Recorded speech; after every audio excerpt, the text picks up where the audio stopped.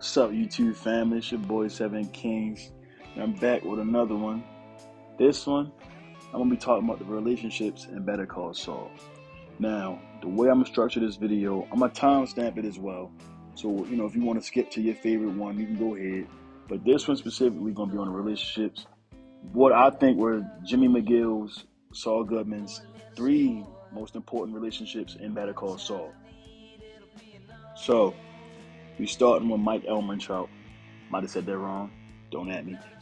So the way I tend to look at Mike and Jimmy's relationship in Better Call Saul was more of that of whenever Jimmy felt guilty of something, it was like he was not always, but he would turn to Mike for some advice on how a situation was handled or what do you think he should have done. And Mike being Mike at the time, just gave an honest, what I felt was an honest opinion.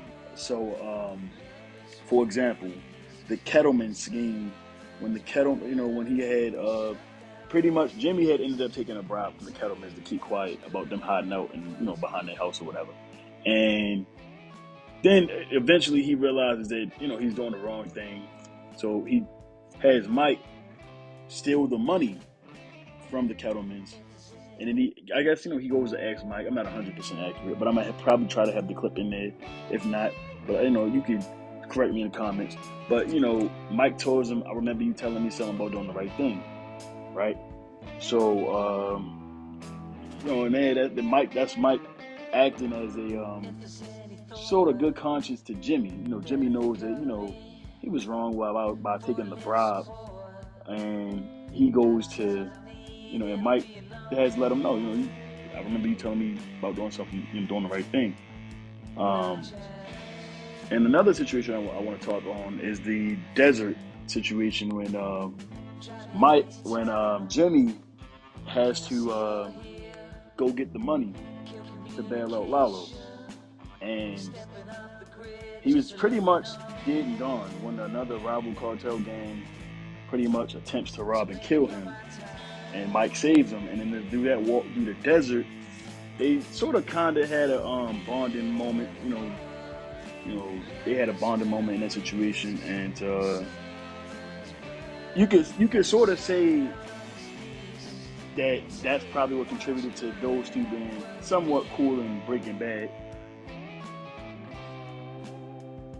This one, as you all should know, Kim Wexler. A polarizing character in her own right, but I'm not going to be here to talk about Kim by herself. This is the relationship between Kim and Jimmy, and it's a lot. I'm not gonna dive into. I'm gonna just try to hit the major points here. So obviously we know those two, they met in the mailroom in HHM. From what I think with Kim and Jimmy, I'll say this. I don't think she was in love. I think she was in love with, at first, she was always in love with Jimmy's ambition. Jimmy, all he ever wanted to do is, work alongside his older brother, his big brother, Chuck McGill, who I'm going to get to. Don't worry about it. Pretty much, she falls in love with that ambition of Jimmy's. And, they stay close. They stay close. Good friends, lovers. Should they even marry each other for other reasons. But, the relationship between Kim and Jimmy, their childhoods pretty much sort of kind of parallel. Not really, but in a way they do. So some key points I want to hit on with this relationship. I'm going to just hit on what I think about the relationship. I felt like with Kim, she was a little hypocritical when it came to Jimmy. She couldn't accept how Jimmy was doing things, but eventually defaulted to doing things his way when they were scheming on Howard. And I think when that situation with Howard happened,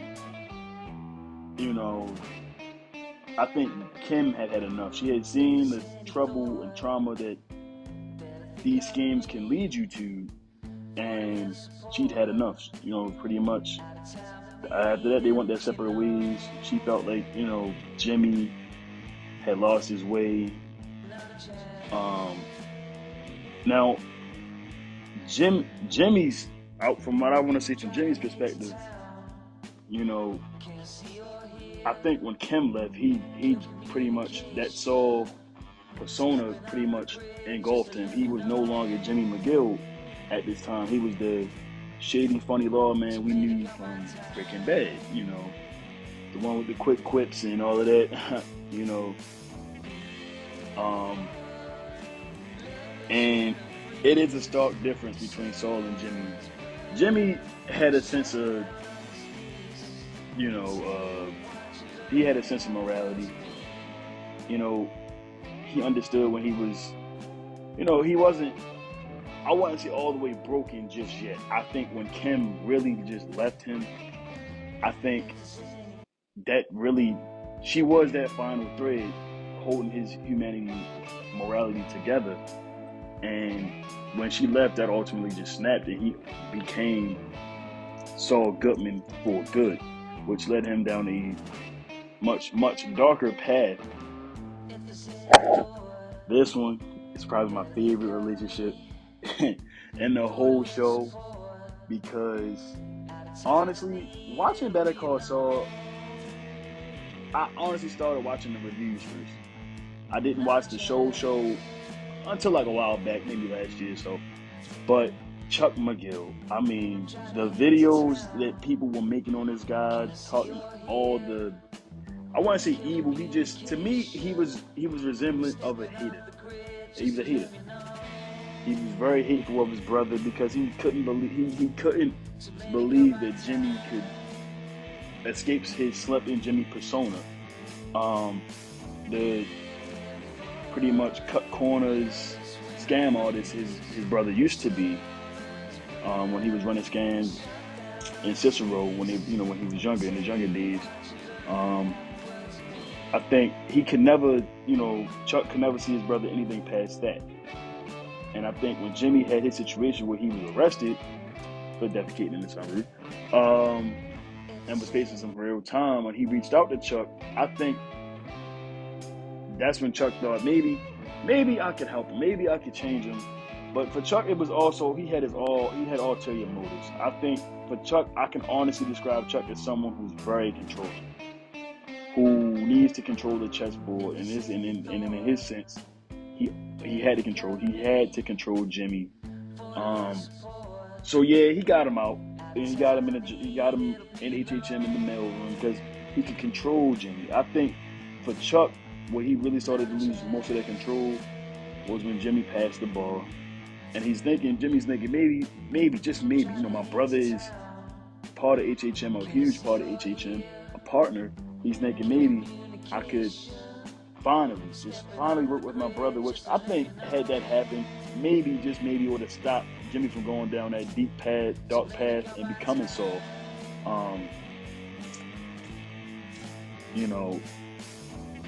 But Chuck could never see anything past that. And I think one moment specifically that cemented Chuck's hatred for Jimmy was when their mom was on her deathbed and pretty much called out, while Chuck's bedside, Jimmy leaves out to go get food,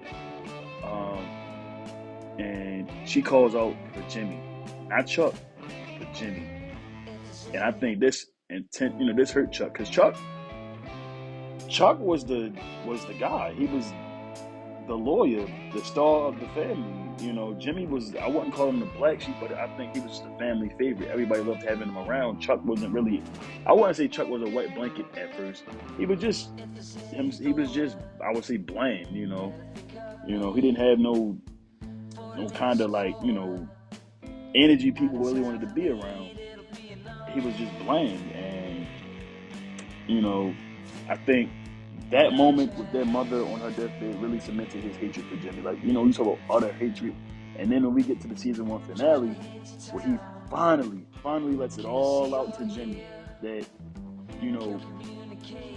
you becoming a lawyer is like a chimp with a machine gun. Pretty much saying that you have no place in the law room because you cut corners. You do not do things by the book.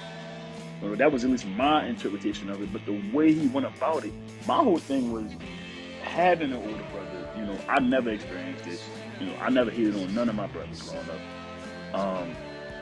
My thing is, you could have easily prevented the dark path he eventually went down, because all he truly wanted was to work side by side with his brother, with Chuck. That's all he truly wanted. But you could never see him past nothing else. You could never believe that Jimmy could change. He does change, you know. Yes, he has his ways of doing things. I'll say that much. But to me, watching the show, Jimmy does change. You know, he still do his thing, as you know, he cut corners and does his old shtick. But that's fine. In my eyes, I believe that was fine. But Chuck, all he had to do was say this in the first place. Why wait years on end, holding all of that in, and then when he finally said that, I think Jimmy just had enough. Jimmy was just tired of it, because Jimmy could sense that him and Chuck never really got along. But that didn't stop him from taking care of Chuck when Chuck had his illness, his odd illness, if you ask me. You know, Jimmy was there day in and day out getting all the, you know, Chuck's a very specific person. He was getting all of Chuck's, the newspaper, the food. You know, he did everything Chuck wanted, took care of his brother. And to me, I just, that's what makes me not like Chuck in a way, because I felt like, man, no matter what, Jimmy loved him. Jimmy loved Chuck. Jimmy loved Chuck. Through everything, Jimmy loved Chuck.